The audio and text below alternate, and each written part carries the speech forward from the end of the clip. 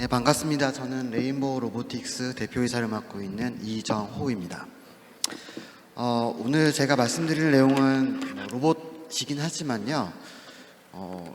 제목이 조금 이상하죠. 휴머노이드 코봇 휴머노이드인데요. 말씀드리고 싶은 주제는 저희가 왜 휴머노이드를 하고 있고, 그다음에 휴머노이드에서 파생된 기술을 이용을 해서 협동 로봇을 만들고 있고, 다음에 또 앞으로의 또 우리 회사나 우리 전반적인 사회적으로 로봇의 방향이 어떻게 할 것인가, 종착역은 결국 휴머노이드이지 않을까라는 가정에서 제목을 저렇게 선정을 해보았습니다. 일단 휴머노이드를 말씀을 드리기에 앞서서 로봇에 대한 정의를 조금 해야겠죠. 사실 로봇은 그 옥스퍼드 영어 사전에 보면 2016년도 판에 보면 어떤 작업이나 조작을 자동적으로 행하는 기계 장치라고 표현이 되어 있습니다. 사실 이 범주에 들어있는 장치들이 과거에는 산업 로봇으로 대변되는 그런 특정한 형태의 로봇이었지만, 지금은 저희가 사실은 로봇이라고 인지 못함에도 불구하고 로봇인 경우들이 상당히 많이 있습니다. 또 더 나아가서 한번 볼까요? 이게 이제 전통적으로 저희가 생각하고 있는 로봇이죠. 이거는 국가사의 산업용 로봇을 데모하는 것인데요. 좀 내용이 길군요. 네, 보시는 것처럼 제조 현장에서 이거는 이제 PC를 조립하는 형상의 로봇인데, 저희가 그냥 그러니까 상상이 아니라 그냥 이미지화 되어 있는 로봇이라고 하는 것이 바로 이 보여지는 산업용 로봇일 것입니다. 근데 최근에 또 이런 것도 로봇이라고 부릅니다. 사실 뭔지 아시겠죠? 로봇 청소기입니다.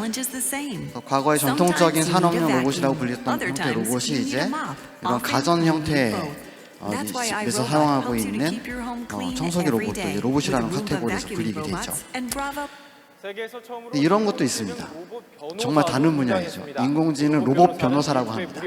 물리적인 시체가 있지 않고 소프트웨어임에도 로봇이라는 이름을 붙여가지고 지금 현재 활용이 되고 있죠. 또 이런 것처럼 단순한 반복 작업들을 아예 로봇한테 맡겨라, 그냥 소프트웨어입니다. 결국 저희가 정의되어 있던 로봇이라는 그런 용어들이 사실 현 시대에서는 정말 다양한 분야의 다양한 목적으로 활용이 되고 있는 것 같습니다. 근데 저희 회사는, 혹은 저는 로봇이라는 것을 이 세 가지 용어로 정의를 하고 싶습니다. 이거 저만의 생각이기 때문에 보편적인 정의는 아니겠죠. 일단 저는 로봇이라는 것은 이동이 가능해야 하고, 이동한 순간에서 주변 환경이나 어떠한 대상물들을 인지를 할 수 있어야 되고, 그것을 기반으로 어떠한 작업을 수행할 수 있는 이러한 형태가 구현되어 있는 어떠한 장치 혹은 기계들이 저는 로봇이라고 정의를 하고 싶습니다. 물론 이 세 가지를 다 완전하게 구현이 해도 되고요. 최소한 두 가지 이상들이 구비가 되어야지만 로봇이라고 저는 생각을 하고 있습니다. 로보닉이라는 회사의 이제 모바일 매니플레이터라고 불리는 건데요. 이런 것이 제가 생각하는 형태의 로봇입니다. 베이스는 소위 말하는 모바일 플랫폼이 있어서 바퀴 구동으로 이제 이동을 할 수가 있고, 머리라고 생각되는 저 부위에 스테레오 카메라가 있어서 주변 환경을 인식하고, 그것을 기반으로 저렇게 보시면 육축에 팔이 있어서 어떤 작업을 수행할 수 있는, 아마 이러한 형태가 제가 생각하는 딱 로봇이라고 부를 수 있는 정의가 아닐까라고 저희는 생각하고 있습니다. 그렇다면 만약에 모바일의 기능이 이족보행, 바이패드 워킹을 하고 있고, 그다음에 주변 환경이나 어떤 대상물을 인식하기 위해서 다양한 센서들이 활용이 되고 있고, 또 두 개의 팔이 있어서 혹은 손도 있어서 작업을 할 수 있다면, 결코 이 휴머노이드 로봇도 제가 생각하는 범주 내에서는 아주 이상적인 로봇의 형태가 될 것이라고 생각합니다. 그렇기 때문에 이 휴머노이드가 저희는 항상 관심이 있고, 지금 당장은 아니지만 계속해서 연구를 수행하고 있는 것입니다.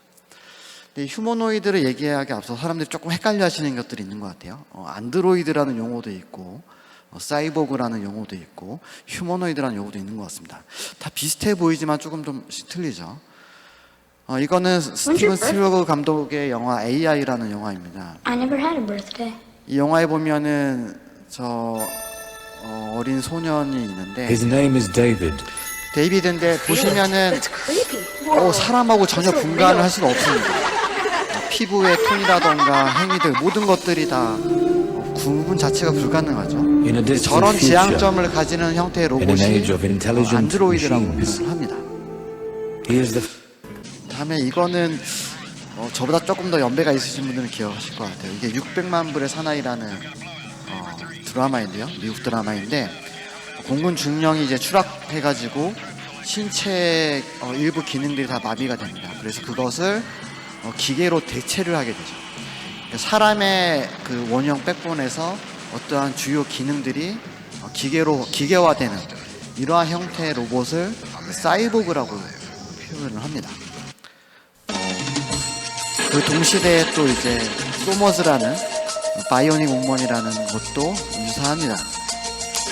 이런 것들도 이제 사이보그의 형태에 해당하는 것이고요. 네. 휴머노이드라는 것은 어떠한 구조상이라던가 기능상으로 사람의 형상이나 기능을 추정하는 형태의 로봇을 통칭해서 휴머노이드라고 표현을 합니다. 전 세계에서 보시면 일본의 혼다사의 아시모라는 휴머노이드가 있습니다. 이 로봇은 상당히 유명하죠. 거의 이 기업은 정말 대단합니다. 한 30년 가까이, 이제 뭐 지금으로 치면 40년 가까이 되겠네요. 계속 수익을 내지 않으면서도 계속 이 분야에 투자를 하고 있습니다. 그다음에 미국에는 보스턴 다이나믹스사가 있죠. 최근에 이제 현대자동차가 인수를 하면서 상당히 또 이슈화가 되고 있는 이 보스턴 다이나믹스의 저 아틀라스라는 로봇은 사실 군사 목적으로 만들어진 로봇입니다. 그 미 육군에서 새로운 화생방에 해당하는 슈트와 어떤 장비들을 개발을 했는데 이것을 테스트하기 위해서 사람의 아주 동적인 모션을 표현할 수 있는 형태의 로봇이 필요했고 그래서 저 아틀라스가 만들어지게 된 배경이 되죠. 그다음에 우리나라에는 저희 회사가 아마 유일하게 휴머노이드를 하고 있는 것 같습니다. 휴보라는 로봇이 저희가 지금 개발하고 있는데, 자, 제가 이것을 왜 이렇게 중요하다고 말씀을 드리냐면 이 휴머노이드라는 것이 어떻게 보면 로봇 공학에 있어서 가장 정점에 있는 그러한 플랫폼입니다. 그러니까 로봇 공학에서 활용되는 정말 정점에 있는 기술들이 잘 조합이 되어야지만 저런 형태의 로봇을 만들 수가 있는 것이고, 반대로 얘기하면 저런 플랫폼을 보유하고 있다는 것은 로봇 공학의 어떠한 요소 기술로서 보면 어떠한 기술들을 다 내재화하고 있다고 표현할 수가 있죠. 저희는 그래서 이거를 이렇게 생각을 합니다. 자동차에 보시면 F1 머신이 있죠. 자동차 공학에서 가장 정점에 있는 모든 기술들이 저 F1 머신이라는 것을 통해서 테스트가 되고 다시 그 기술들이 더 발전해서 다시 사용차에 적용이 되는 그러한 순환 구조를 가지고 있습니다. 그렇기 때문에 바로 이 휴머노이드가 지금 현재 당장에는 뭐 사업성이 없고 뭐 기능적으로 윤택하지 못하지만 할 수밖에 없는 이유가 이것을 통해서 그러한 요소 기술을 저희가 확인할 수가 있는 것입니다. 그래서 저희 회사는 저런 휴머노이드를 지금으로 치면 한 20년 가까이 지금 하고 있는 거거든요. 그럼으로써 저런 로봇에 필요한 다양한 요소 기술들, 핵심 기술들을 저희가 내재화를 할 수가 있었고, 그런 것들을 저희가 조합을 해서 정말 전혀 다른 형태의 로봇들을 개발을 할 수가 있는 것입니다. 그 중에 하나가 바로 이제 휴머노이드 아닌 그 이제 코봇이라고 저희는 표현을 하고 있고요. 보시면 저희가 이제 지금까지 개발해왔던 로봇들을 보여드리는 것이고, 시간이 없어서 빨리 넘어가겠네요. 그래서 저희가 이 20년 동안 행했던 이 휴머노이드 기술을 통해 가지고 요소 기술을 확보할 수가 있었고, 그것을 조합을 해서 저희는 현재 협동 로봇을 하고 있습니다. 이거 빨리 넘기도록 하겠고요.